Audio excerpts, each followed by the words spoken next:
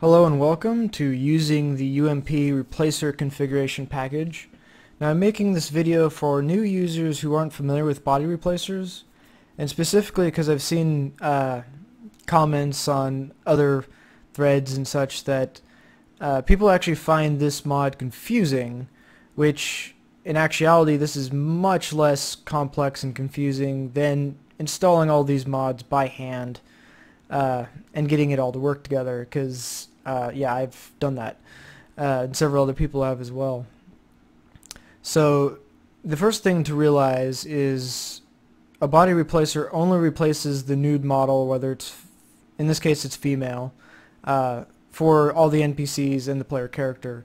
You also need to install other mods that basically make it compatible with armors and clothes and all the other assets included with the game.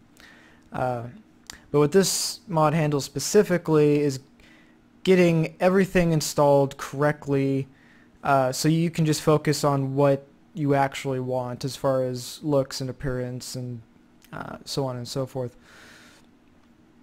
So, and with that said, I'm going to go through all the different categories and explain what they are and answer some general questions that I've seen for other mods, some of which are included in this package and elsewhere.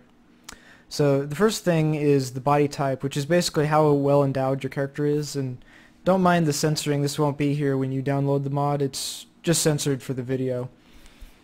But basically, whichever standard you pick is going to be the standard you need to match for when you download armors and other items that depend on the body type. So mainly armors and clothes.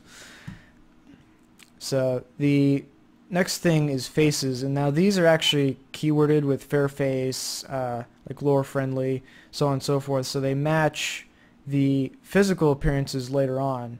And by match I mean there won't be neck seams. So one of the big beefs people have is there's neck seams if you have a mixed match face and body texture, which aren't nearly as bad as in New Vegas, but people seem to hate them a lot more in Skyrim.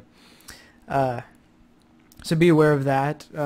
Otherwise, it's pretty much up to you to figure out which one you prefer and which texture you want to use it with. And it's easy. It's very easy to just pick something, install it, go see what it looks like in game, and then come back, uninstall it, and just redo the process. It's very, compared to what we had to do manually back in the day, it's so much easier to just try different things. So feel free to try as many as you want. So the bare face gen is included in enhanced character edit already if you use that. Khajiit textures I recommend using because they're just that much better. Now this is an interesting one. The body fitness level, these are actually normal map textures, or I should say a normal map texture that's installed in your game to affect how muscled your character looks. Now because this a normal map, what it does is it's an illusion. Like it adds shadows and various other things so it looks like you have abs when in fact you don't. So this doesn't modify any meshes and won't cause any clipping issues or any other things that people may be concerned about when it comes to these textures.